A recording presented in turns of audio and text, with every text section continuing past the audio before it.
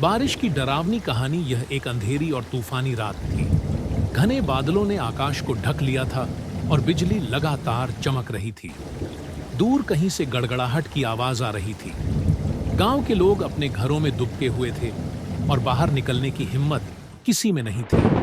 गांव के एक कोने में एक पुराना और सुनसान घर था, जिसे लोग भूतिया मानते थे।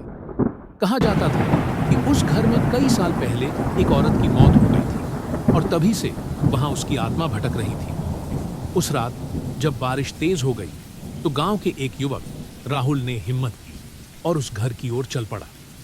राहुल ने अपने दोस्तों को बताया था कि वह भूत प्रेत पर विश्वास नहीं करता और वह इस बात को साबित करने के लिए उस घर में रात बिताने जा रहा था। उसके दोस्तों ने उसे रोका, लेकिन राहुल नहीं माना। जैसे ही राहुल उस घर के करीब पहुंचा, उसे लगा कि कोई उसे देख रहा है। घर की खिड़कियां तेज हवा में जोर से बज रही थीं। दरवाजे से एक ठंडी हवा का झोंका आया, जो राहुल की रीढ़ की हड्डी में सनसनी दौड़ा गया।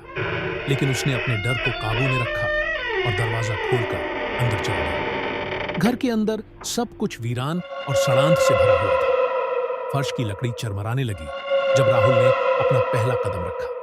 अचानक एक जोर की आवाज आई, जैसे कोई भारी वस्तु गिर गई हो।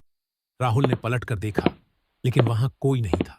वह एक कमरे की ओर बढ़ा जब उसे लगा कि कोई उसके पीछे पीछे चल रहा है। राहुल ने तुरंत मुड़कर देखा और उसकी आंखें फटी रह गईं। एक सफेद साड़ी पहने औरत, जिसके चेहरे पर कोई भाव नहीं था, सीढ़ियों से नीचे उतर रही थी। उसके पैर जमीन को छू नहीं रहे थे।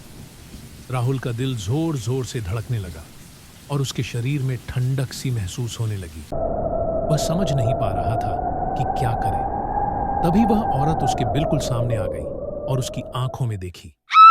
राहुल की चीखें गांव तक सुनाई दी, लेकिन किसी ने भी उसकी मदद के लिए बाहर जाने की हिम्मत नहीं की। अगले दिन जब गांव के लोग उस घर में पहुंचे तो उन्होंने राहुल को बेहोश पड़ा पाया।